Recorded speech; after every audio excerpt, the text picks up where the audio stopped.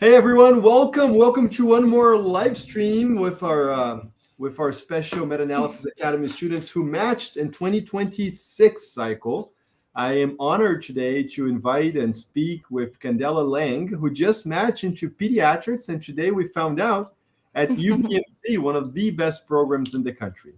Candela, congratulations on this historic achievement in your career. It's such an amazing program. And I'm so thrilled and excited for you. Congratulations. Thank you so much, Dr. Carlos. So I'm so happy to be here today. It was amazing, an amazing journey. And I'm very, very happy. Over the moon.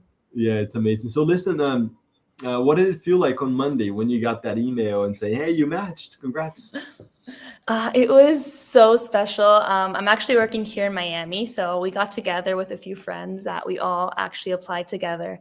And we just opened our emails and we're so happy. We just hugged and it was very, very special. Wow. So listen, let's start chronologically. Let's go over your story, like where you're from, where'd you grow up, where'd you do medical school? Tell us a little bit about your upbringing, please. Yes, of course. So I was born in Argentina, actually, in Buenos Aires. And I spent a few years of my life living in the US, specifically in Miami. And then I went back and forth my whole life in between Miami and Buenos Aires.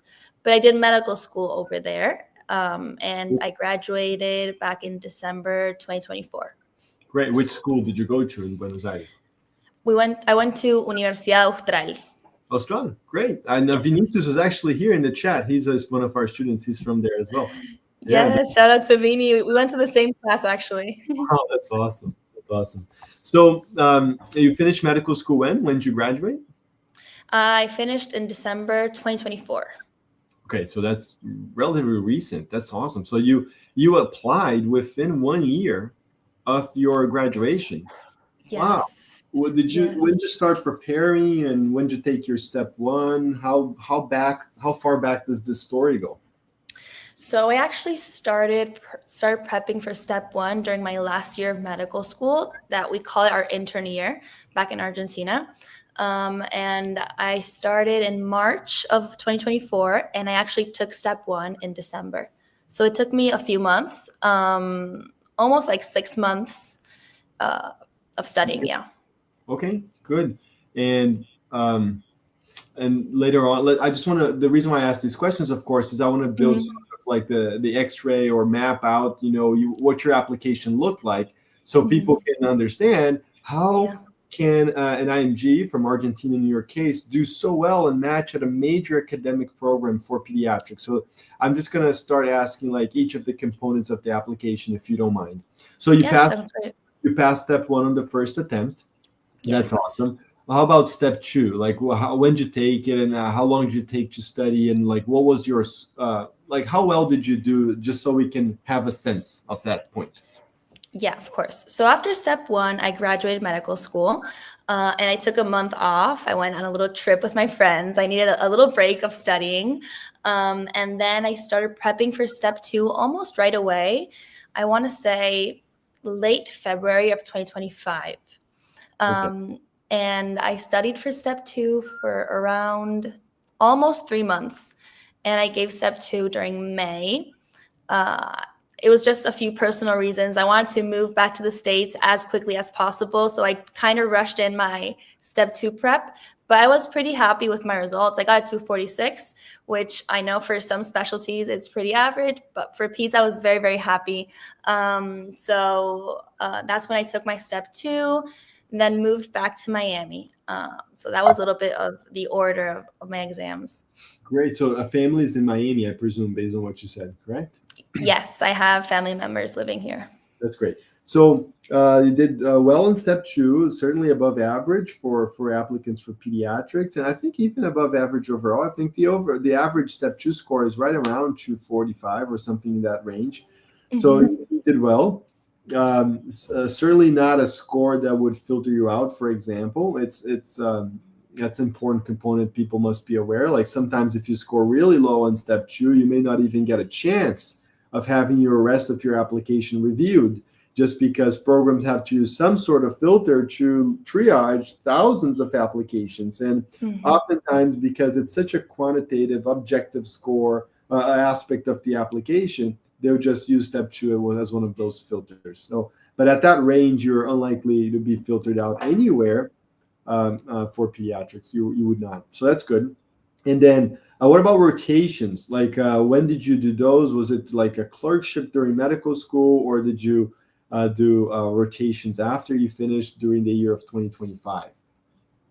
Yeah, so for my rotations, I actually did, I want to say 4 months during my last year of med school as well.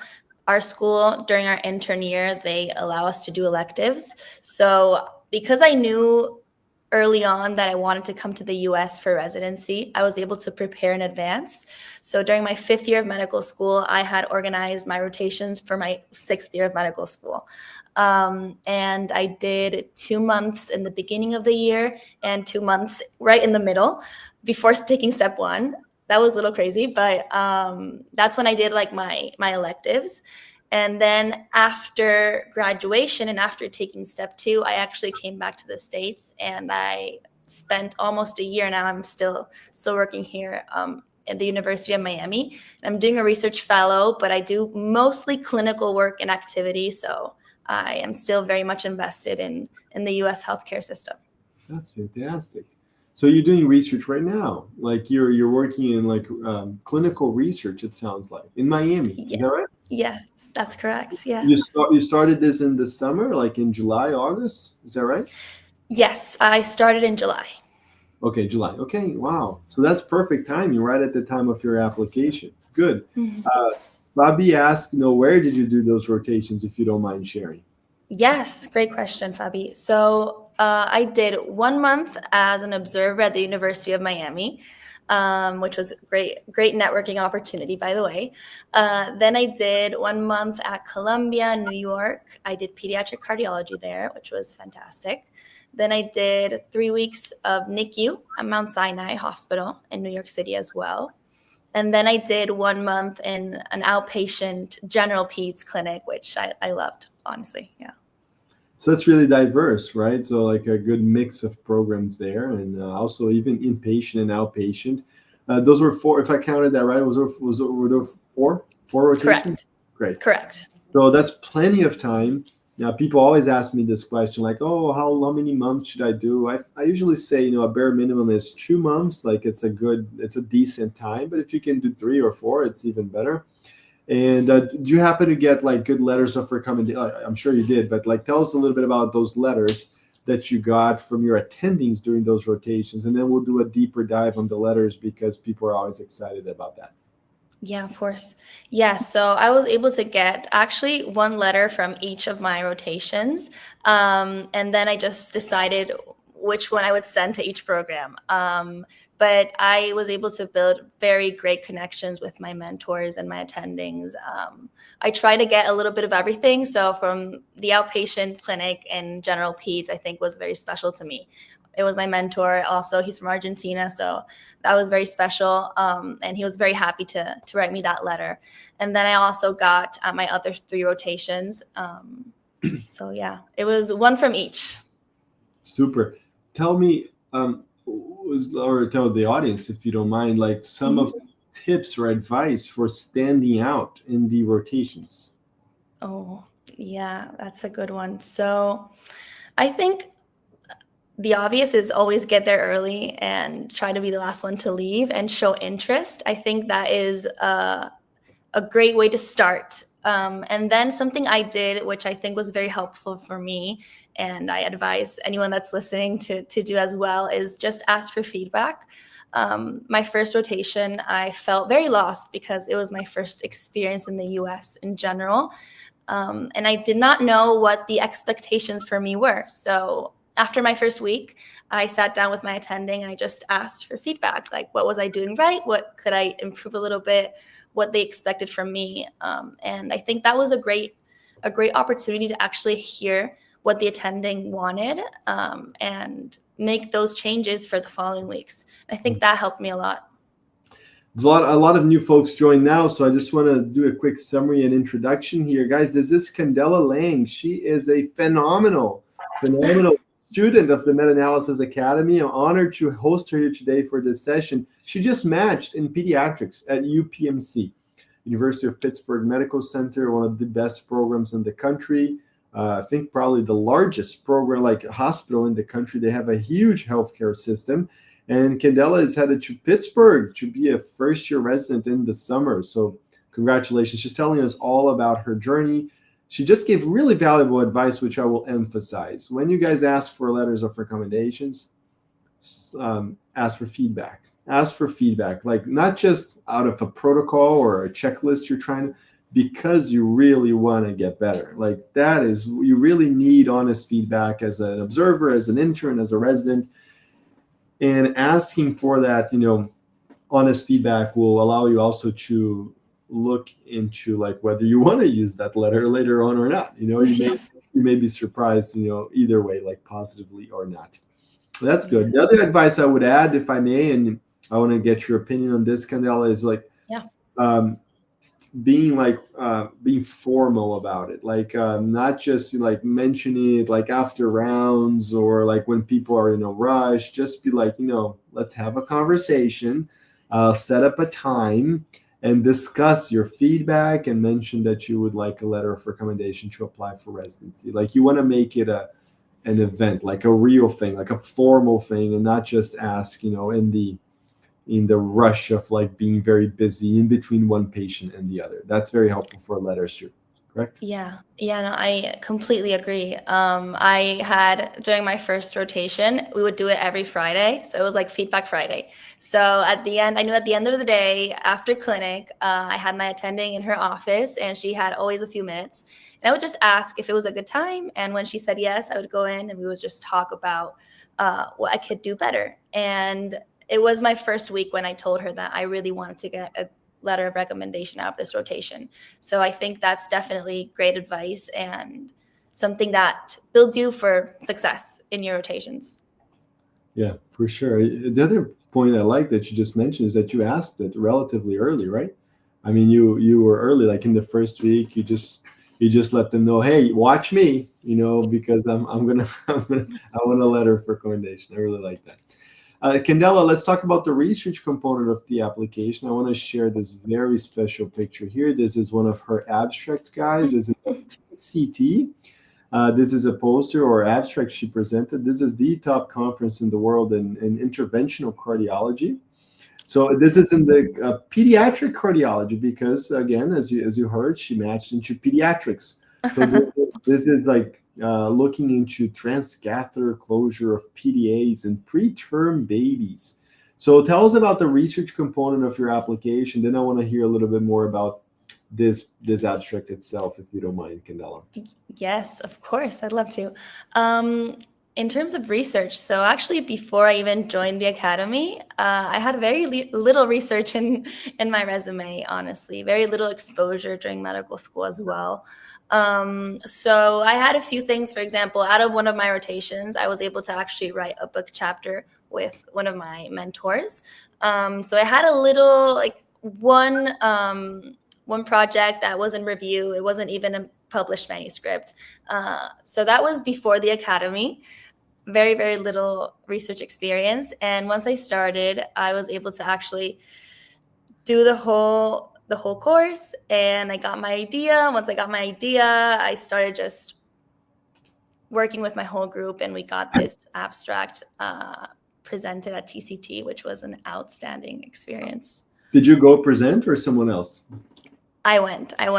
It was an oral presentation. I was very nervous, but it turned out amazing. So it was honestly a very nice experience to have, not only for me, but also to actually put in my ARES application. And right now it's in review, so I hope it'll be published soon. The manuscript, that's great. So when you submitted your ARES application, you had this particular abstract that's presented and you had the paper submitted. Is that correct? Correct. That's awesome. So we're talking about the timeline here of around the fall or September, October 2025 when you submitted this application. Fabi is asking more details about your research journey. At what point before that did you join the Meta-Analysis Academy, if you don't mind answering? Yes, of course. That's a great question. So I joined the 7th cohort. Okay. And I finished the academy, I'm almost certain it was March of 2025. That sounds, and yeah, that sounds right. We're in the 9th, so 1 year ago. So you actually joined 6 months before you applied. That's a narrow timeline, Candela. You were playing with fire there. that was a very narrow timeline. I actually figured out what the academy was when I was graduating medical school, thanks to Vini. So once I knew about it, I just signed up, and yeah, the rest is history. But Awesome. yeah, that was very, very narrow. So I also want to talk about your teaching experience in the Meta-Analysis Academy. And I've said this before, but I'll say it publicly here. I'm so grateful for your collaborations, your contributions to the project. You know, I posted this actually on the caption of the post that I just published this week. We had more than, I said 60, but now it's more than 70. More than 70 students who matched. And I mentioned in the caption, I said, this would not be possible without the hard work of the tutors, the ambassadors, the teaching assistants, the directors, the coordinators. We have like a team of 150 plus people in between all of the educational team. And you were a tutor in the Meta-Analysis Academy. So you helped so many students on the 8th cohort, which was the last one. And I want to thank you for that. And ask you, how was that experience? You know, if you could share with the group, not only being a student, but being a tutor in the Meta-Analysis Academy. Yes. No, thank you. Actually, it was an amazing experience for myself. I have a background in medical education. I was a TA during medical school, so I really do love teaching. And once my cohort ended, and Enrique asked me if I was willing to be a tutor, I didn't really think about it for a second. I was like, yes, I would love to. I love to teach. I think it's a way of giving back. And honestly, I learned from my students so much. So it was an amazing experience. I think it was, yeah, I would definitely do it again, no doubt. Yeah. So again, guys, the tutors like Candela, they help our students as it's natural. Like we have the classes and we have the exercises, and we have something called CPTs, curricular practical training, where you guys get to have like hands-on training. But it's natural that people have questions, and I take a lot of those. I do tutoring sessions myself, but then we have folks like Candela who are extremely knowledgeable, who've done extraordinarily well, and who help the students. It's one of the strengths of the Meta-Analysis Academy, the great community of people who help each other out. So Candela, I think with that, we have sort of like an overview, like of the way your application was built. You graduated end of 2024. You had step 1. You took step 2 in 2025, halfway through the year. Got a score slightly above average, which is great. And then you did 4 rotations, got great letters, I'm sure, and you had some research exposure and results. That's important. People need to understand you need the actual results. Candela had at least 1 abstract presented, oral presentation at major cardiology conference, and a submitted paper. Were there other results that I didn't mention in terms of research, or that's it? No, I had a few other projects with another research group as well from the Meta-Analysis Academy. And then I had 1 published article, but from medical school in Argentina. So that's research results again, guys. That's really important. At the very least, a paper that's submitted, an abstract presented at a conference, a published paper, and Candela again had all of these. And then you interviewed, or you applied, and how many interviews did you get, Candela? I got 25 interviews. 25? Yes. That's ridiculous. That's insane. That was a lot. Did you do all these interviews, or you started declining them? No, I started declining a few. It was a lot. Yeah, I was also working, so it was a lot. That's amazing. So how did those go? Like in terms, like what were the most common things people asked, whether about you or the application? Was there a component that stood out? Fabi asked, did the experiences in Argentina help at all? And so just give us an overview of the things that came up during your interviews. Yeah, of course. So I think pizza is a very friendly specialty. So it always started with tell me about yourself, and why pediatrics. I feel like that's a very common question in every single specialty. So always have something ready. And I think a few things that did stand out to answer your question is about my medical education experience. A lot of people were interested about just knowing about my TA years and what I enjoyed and why I did. I was a TA in pathology, so they were always curious about why pathology and why I'm applying to pediatrics. So that was something to talk about. And of course about my research, and they were very interested in knowing what I was doing in the present time. So I talked a lot about being a research fellow at the University of Miami. That was a question that would come up almost every single interview. That's awesome. No, that's great. I've heard this from multiple students, is that the research, of course, is a topic that always comes up. And I want to emphasize what you said too about education. I've been through multiple of these interviews, both as someone being interviewed and someone interviewing others. And educational experiences are always important. I think people underestimate how valuable those are.